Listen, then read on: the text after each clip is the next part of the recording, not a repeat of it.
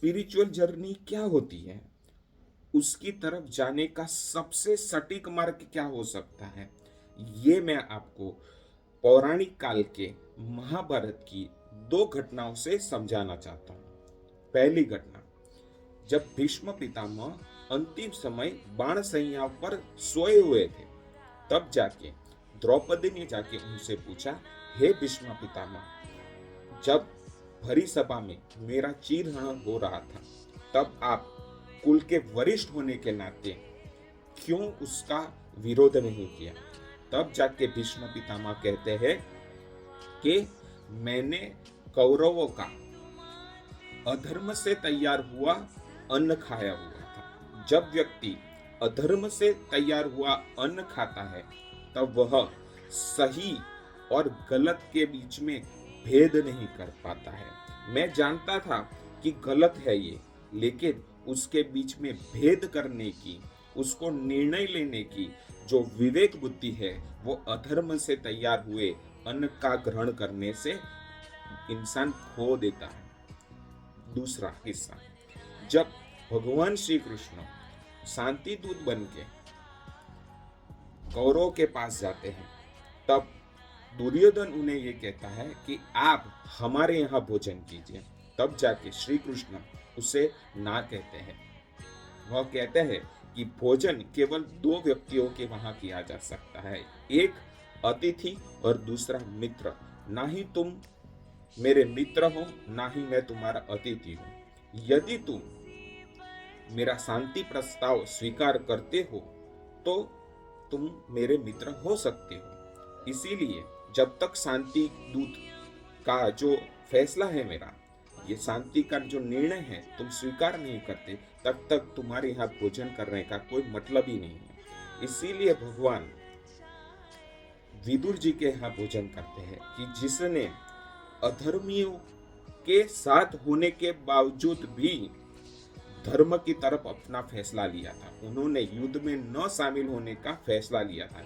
इसीलिए भगवान धर्म के साइड गए और अधर्मी के घर भोजन करने की जगह उन्होंने धर्म के रास्ते पर चले हुए व्यक्ति के वहां भोजन करने का निर्णय लिया।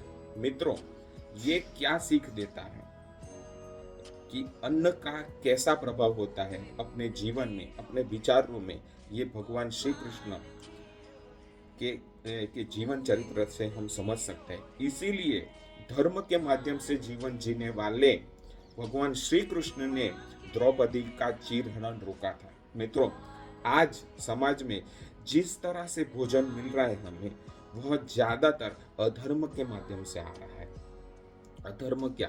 अधर्म ये है कि धरती जो हमें नर्चर करती है, उसको रसायन, केमिकल, पेस्टिसाइड डालकर, और जो किसान है लालच के तौर पर जो प्रकृति का दोहन करके, और समाज में जो जो लोग भोजन खाते हैं उसके शारीरिक मानसिक जो उन्हें पीड़ा होगी उसकी परवाह किए बगैर जो भोजन तैयार करते हैं, और उसके बाद हम लोग उस भोजन को होटल में जाकर, जहाँ पर धन ही एकमात्र प्रथम उद्देश्य होता है, और हम लोग अन्न भी उसी जगह से, ग्रोसरी भी उसी जगह से खरीदते हैं जहाँ पर केवल और केवल रुपया मायने रखता है।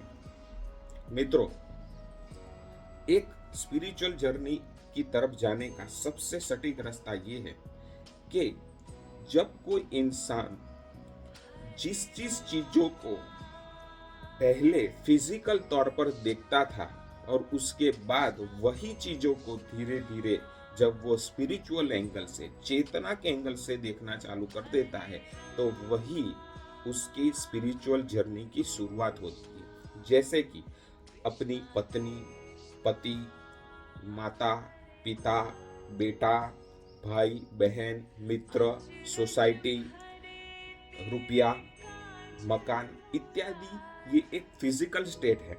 लेकिन जब हम इनके अंदर स्पिरिचुअल स्टेट को देखना शुरू करते हैं, उसको चेतना के रूप पर देखना शुरू करते हैं, जब हम हमारी पति पत्नी को चेतनामय अवस्था से देखने लगते हैं, फिजिकल स्टेट को भूलकर, और जब हम पैसों को फिजिकल रूप से देखने की जगह जब उसको चेतना की अवस्था पर देखना शुरू करते हैं, तब जाकर वास्तव में स्पिरिचुअल जर्नी की शुरुआत होती है। तो इसीलिए मित्रों, जो अन्न है, अन्न, जब अन्न को हम लोग ज्यादातर अभी अन्न किस तरह से खाते हैं कि भाई उससे ये न्यूट्रिशन मिलेगा, ये फायदा होगा, मुझे कार्बोहाइड्रेट चाहिए, प्रोटीन चाहिए, विटामिन चाहिए बॉडी मसल बनाने के लिए।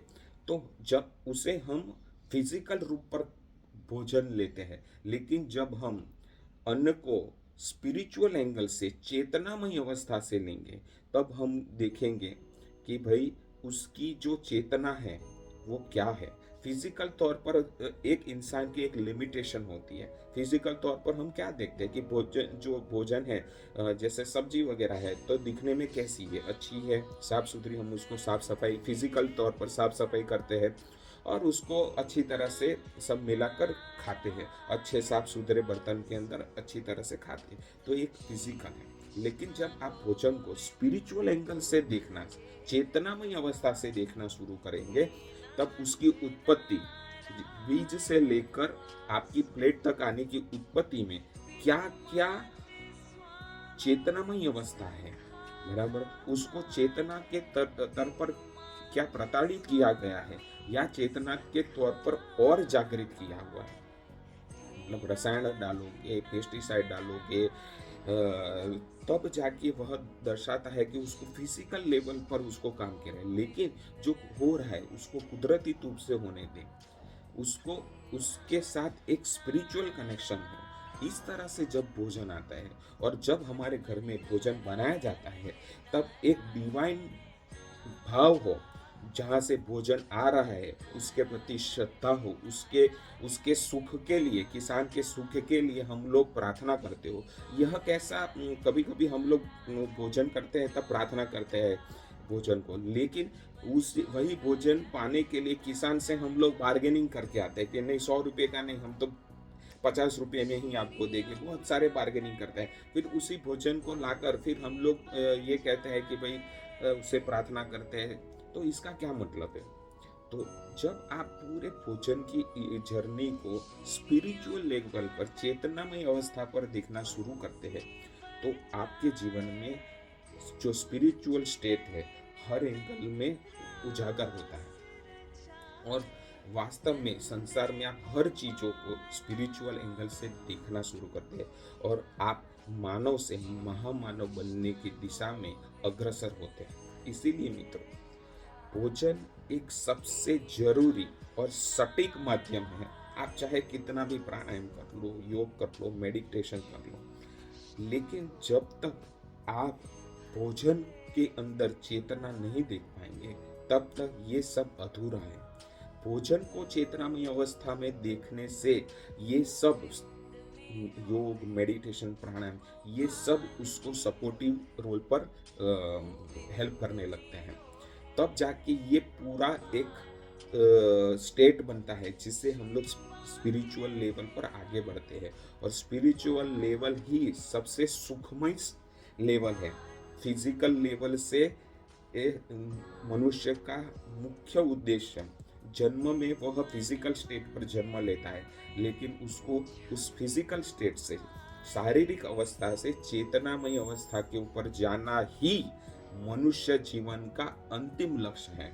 और उसी के लिए परिवार, मित्र, भोजन, पैसा, ये सब टूल है और सबसे पावरफुल जो टूल है वह भोजन है। वही उदाहरण भगवान श्री कृष्ण के जीवन से आप लोग समझ सकते हैं। नमस्कार। आशा है आपको ये जानकारी अच्छी लगी होगी। आप आपके मित्र के साथ इसको शेयर करिए और ऐसी ही जानकारी के लिए आप गो भारत से जुड़े रहिए। नमस्कार।